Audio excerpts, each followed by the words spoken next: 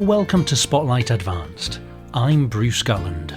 And I'm Alice Irrizary. Spotlight uses a special English method of broadcasting. It is easier for people to understand, no matter where in the world they live.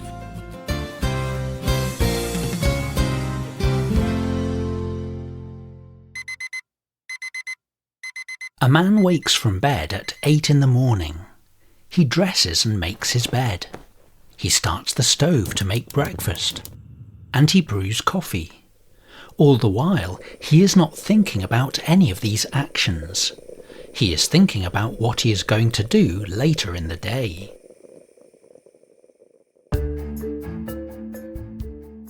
These actions are the man's habits. They are things he does every day, or at least very regularly. He performs them so often that he does not have to think about them. This frees up his mind to think about other things. Habits can be very powerful. They can help you learn new things. A good habit can keep you healthy, or it could keep you organized. A good habit can help you become more successful in life. But starting a new habit can be difficult. Changing a bad habit can be even more difficult.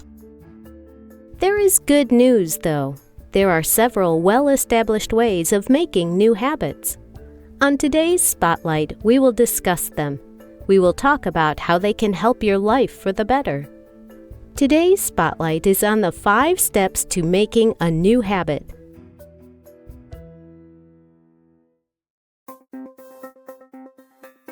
Everyone makes habits. You form habits when you repeat an action again and again. Do you remember learning to tie your shoes? At first it was probably difficult. You had to think about the motion, and you probably failed often. But soon the motion became easier. Your fingers moved automatically. All habits are like this. They are a way of learning how to act. Some habits, like learning how to tie your shoes, are active. These are habits we form with intention. We learn them because we want to learn them. But many habits people form are passive. These are actions we make in response to the environment. These help us adapt or change to fit in with things around us. Often, these habits are harmless. But such habits may not be the best way to deal with the situation. Or these cause more problems rather than resolve the situation. Most people learning new habits are trying to change passive habits, or they are trying to relearn habits they learned incorrectly. They hope that a new habit will make their lives better. These 5 steps will help you or anyone you know do just that. The first step to making a new habit is to set a goal. Do you want to eat healthier? Do you want to learn a new language?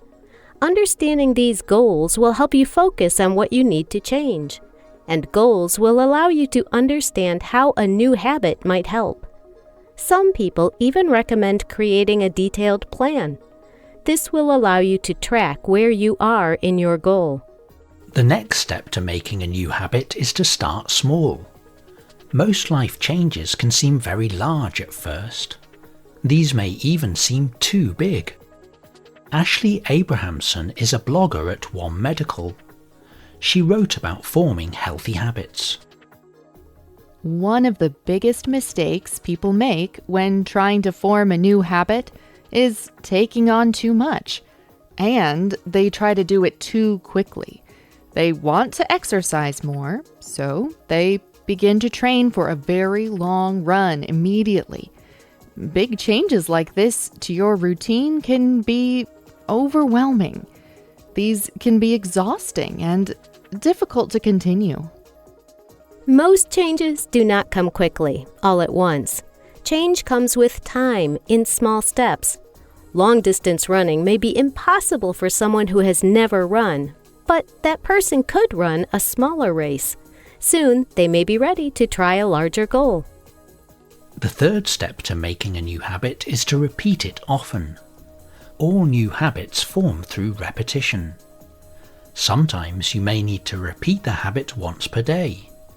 Some you may only need to practice once a week. For others you may need to set a special time. The point is not to practice more. Instead, it is to practice regularly. You do not have to meet your goals every time, but if you continue, you will eventually form a habit. The next step to making a new habit is to make it fun. Or you could combine the habit with something you already enjoy. Exercise is a good example. Many people think exercise means lifting weights or running, or they think that it must be unpleasant. But there are many other activities that can keep you healthy. Do you like long walks in the woods? Do you like dancing? These are exercise. They may not be the most efficient exercises, but if you enjoy them, you are more likely to practice them often. Finally, your new habit should be part of your routine. Most people do things in the same way every day. They go to the same places. They speak to the same people. A habit should fit with these repeated activities. A person learning a new language does not need to change their entire life. Instead, they should find a time within their day to practice. Do you have extra time after work? What about before? Fitting habits in these spaces makes them easier to continue. You only need to change one aspect of your life to fit this new habit. Changing to make new habits is difficult. Sometimes it can feel impossible, but following these tips will give you a good start. Creating habits can give you control over some parts of your life. It can help you learn or grow as a person. A new habit may be the way to success in your life. Mahatma Gandhi was an Indian peace activist and spiritual leader. He often wrote about forming good habits. He once said, "Carefully watch your thoughts, for they become your words. Manage your words, for they will become your behavior. Consider and judge your behaviors, for they have become your habits. Recognize and watch your habits, for they will become your values. Understand your values, for they become your future." Do you have a habit you want to form? What is it? How will you make the habit happen? We hope you can join us again for the next Spotlight program. Goodbye.